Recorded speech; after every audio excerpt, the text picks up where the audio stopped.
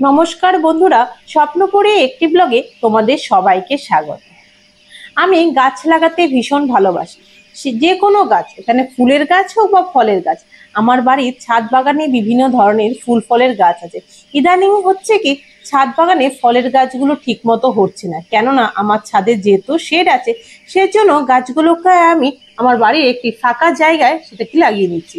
সবার প্রথমে গাছগুলোকে যখন আমি কিনে আনি, এই যে দেখতে পাচ্ছ এই জাম গাছটা, এটা আমি একটি টবে, ছোট টবে রিপোর্ট করেছি। গাছটা এখন ঠিকঠাক হয়েছে। এখন বর্ষার সিজন, সেজন্য আমি মাটির মধ্যে এটাকে লাগিয়ে দেবো। এখন সকালবেলা গাছগুলো নিয়ে যাচ্ছি সকালবেলা সকালে, কেননা আমি সব গাছই সকালবেলায় লাগিয়েছি, কারণ এই সকালে ঠান্ডা ঠান্ডা ওয়েদারে গাছটা খুব সুন্দরই হয়ে যাবে। তো গাছ লাগাতে যা যা দরকার সেসব নিয়ে চলে যাচ্ছি গাছটা লাগাতে। চলে এলাম যেখানে গাছ লাগাবো সেখানে। এখানে বিভিন্ন ধরনের ফলের গাছ আছে। এই যে দেখতে পাচ্ছ এই গাছটি, এটি হচ্ছে একটি সাদা জাম, কিছুদিন আগে লাগিয়েছি।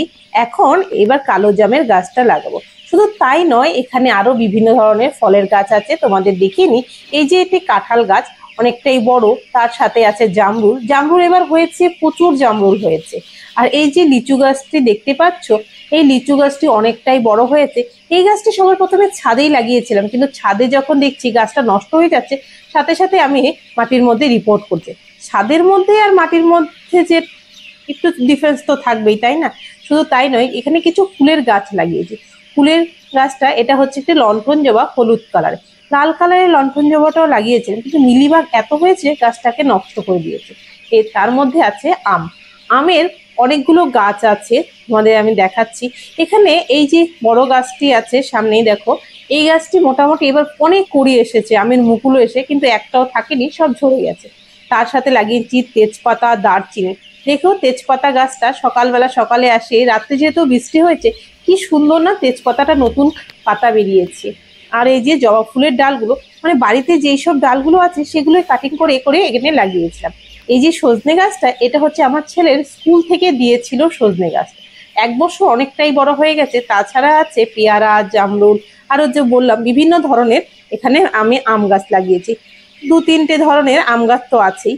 তো এবার যেই গাছটি এনেছি সেটা লাগিয়ে নেব। সবার প্রথমে দেখছি মানে কোথায় লাগানো যায়, কেননা এত ফলের গাছ একটু ফাঁকা ফাঁকা করে লাগাবো, কোন জায়গাটা লাগালে ঠিক হবে সেই সবার প্রথমে দেখে নিয়ে এখানেই লাগিয়ে নিচ্ছি। কারণ এত গাছ লাগিয়েছি, একটা গাছের থেকে আরেকটা গাছের দূরত্বটা অনেকটাই দিতে হবে, কারণ গাছটা বড় হওয়ার সে থাকে। সবার প্রথমে গাছটাকে আমি হচ্ছে একটু তুলে নিয়ে নিচ্ছি, যেহেতু টবেই ছিল। এবার এটাকে এই জায়গায় লাগিয়ে দেবো। ইদানিং গাছের সংখ্যা এত বেড়ে গেছে, কিন্তু জায়গার অভাবে ঠিক মতো লাগানো হচ্ছে না গাছগুলো। আরো কিছু গাছ আছে ছাদ বাগানে, সেগুলো সব এখানেই লাগিয়ে নেব।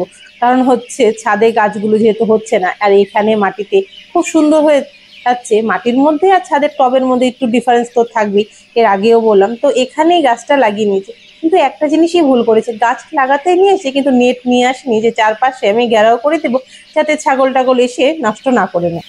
শুধু তাই নয়, এখানে লাগিয়ে নিয়েছিলাম অনেকদিন আগে একটি পদ্ম ফুলের গাছ, স্থলপদ্ম, পিঙ্ক কালারের।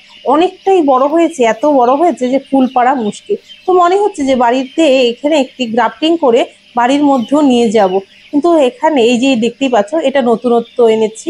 এখানে আমি গ্রাফটিং করেছি, দেখতেই পাচ্ছ কি সুন্দর শেকড় হয়ে গেছে। এটাকে লাগিয়ে নেব। আমাদের দেখিয়ে নিলাম আমার ছাদ বাগান থেকে যেসব গাছ আমি নিচে লাগাই। শুধু একটা কথা বলে রাখি, ফুলের গাছ বা ফলের গাছ নেই, আমি অনেক সময় সবজির গাছও লাগিয়েছি। তো আজকে ব্লগটা এখানেই শেষ করছি। ভালো লাগলে লাইক, শেয়ার এন্ড সাবস্ক্রাইব অবশ্যই।